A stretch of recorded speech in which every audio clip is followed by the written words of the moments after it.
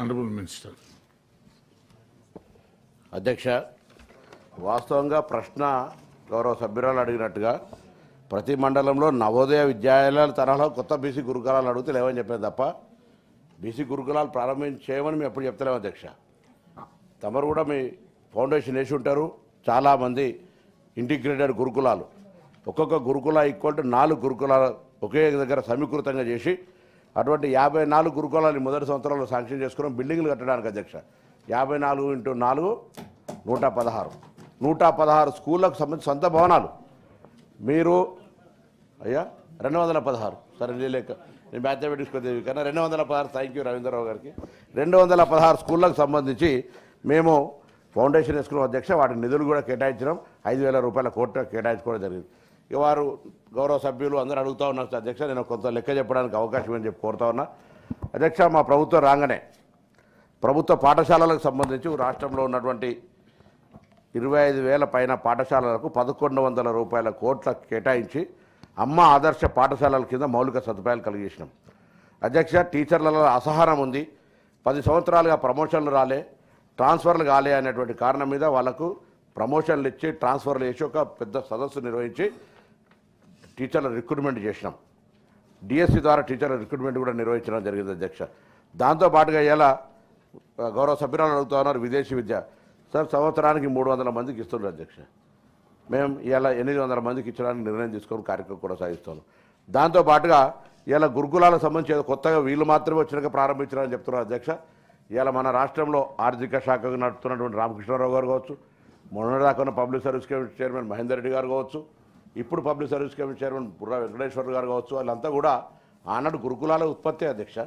PV Narasimha Rao గారు ఆనాడు నవోదయ విద్యాలయాలు తీసుకొచ్చినారు, ఆనాడు కేంద్రీయ విద్యాలయాలు తీసుకొచ్చినారు. ఈ విధంగా గురుకులాలు తీసుకొచ్చిన వ్యవస్థను మనం దానికి సంబంధించి ఉన్నటువంటి పాఠశాలలకు సంబంధించిన విషయంలో గురుకులాలు తీసుకొచ్చి దాని ఎవరు మేము కస్తూరి కేజీబీలు మీరేం తీసుకురాలి, మోడల్ స్కూల్ ఏం తీసుకురాలి, ఇవన్నీ కూడా ఒక నిరంతర ప్రక్రియ.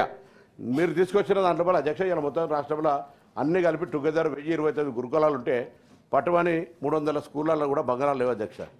అన్ని కిరాయి పేరు మీద అక్కడ ఉన్నటువంటి పరిస్థితులను మీరు ఏర్పాటు చేసి ఉండొచ్చు.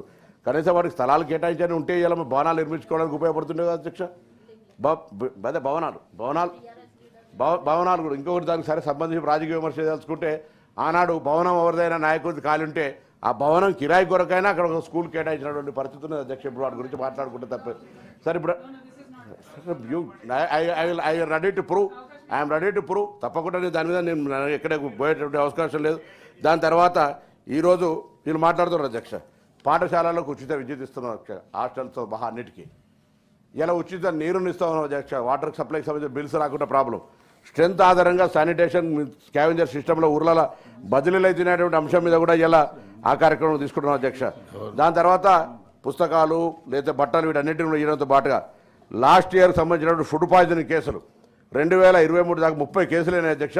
ఇప్పుడు బీసీకి సంబంధించిన నేను ఆయన బీసీ వెల్ఫేర్ మినిస్టర్. మీరు బీసీ వెల్ఫేర్ ఒక్కరు కూడా చనిపోయిన దాని రికార్డు కూడా మొత్తం 2023 దాకా ఎంతమంది చనిపోయారు, 2023 దాకా తర్వాత ఎంతమంది చనిపోయారు లిస్టు మీకు గౌరవ స్పీకర్ గారి దగ్గర పంపిస్తా. చనిపోయినటువంటి కారణాలకు సంబంధించి కూడా మీకు దయచేసి మీరు సభ్యులు మీరు తెలుసుకోవాల్సిన అవసరం ఉంది అధ్యక్ష. 2000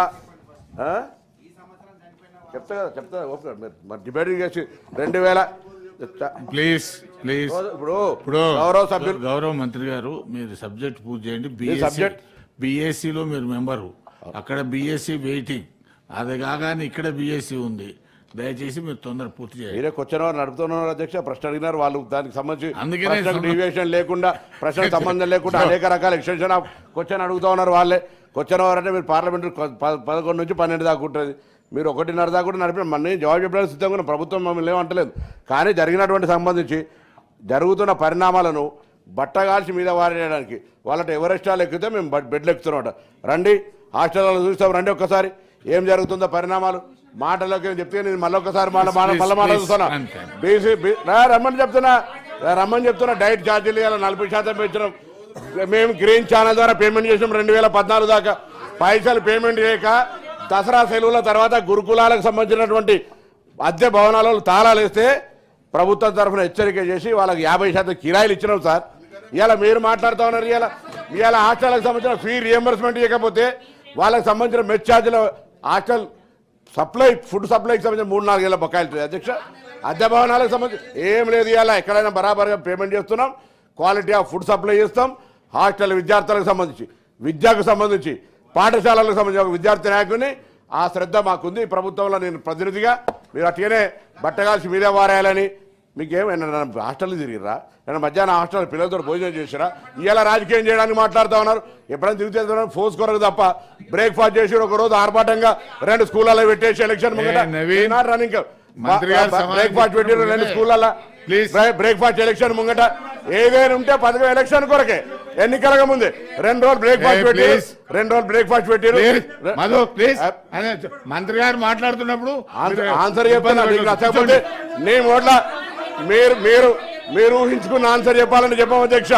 ఇది ప్రభుత్వం తరఫున చెప్తున్న ఆన్సర్. మీరు అడిగినంత సేపు టైం ఇచ్చాను, మీరు ప్రశ్న వేసినంత సేపు టైం ఇచ్చాను, చెప్తారు. వచ్చారు బరాబర్ ప్లీజ్ చెప్తున్నా. మేము గురుకులాల్లో ఉన్నటువంటి అధ్యాపక వర్గాలను నియమించడం. ఇప్పుడు 40% తక్కువైందా? ఆనాటి సంఖ్య మీకు ఏం తెలుస్తుంది చెప్పాలి. ఇవాళ గురుకులాలకు సంబంధించి ఆర్భాటంగా అట్టహాసంగా నేను ఇంతకుముందు చెప్పినట్టుగా ఊపర్ శర్వాణి అందరు పరిశాని అయితే గత 10 సంవత్సరాల ప్రభుత్వానికి పూర్తిగా పక్కా సూట్ అవుతుంది అధ్యక్ష. ఇవాళ మీకు నచ్చకపోతే నేనేం చేస్తా, నేను అడుగుతాను. నేను మళ్ళీ ఒకసారి చెప్తాను అధ్యక్ష. ఈ ప్రభుత్వం గురుకులాలకు సంబంధించి, పాఠశాలలకు సంబంధించి అన్ని రకాల చర్యలు తీసుకుంటామనేటువంటి విశ్వాసాన్ని సభ ద్వారా మీ అందరికి సభ్యులకు తెలియజేస్తారు. కానీ ఊరికేనే బట్టగాల్సి మీద వారేసి విమర్శలు చెప్తున్నా. జాగ్రత్త పద్ధతి ఉండాలి. మేమేదో బీసీలకు గురుకులాలకు సంబంధించి మాకు శ్రద్ధనే లేదన్నట్టుగా. అరే మీరు నవోదయ గురుకులాలకు సంబంధించి అడిగినారు. నవోదయ మాదిరి గురుకులాలు లేవు మా దగ్గర. ఇవారికే మీరు ఇచ్చిన ఇంటిగ్రేటెడ్ గురుకులాలకు 216 భవనాలు కడతా ఉన్నాం. వాటన్నింటినీ ఒక స్పోర్ట్స్తో పాటుగా టీచింగ్ సంబంధించి ఇక వాళ్ళకి అబ్బా అంటే నేను గబ్బా అనాల్సి వస్తాయి. నాకు ఎందుకు అధ్యక్ష, నేను అంతకంటే దానికి కాబట్టి దయచేసి నేను మరొకసారి కూడా కోరుతా ఉన్నా.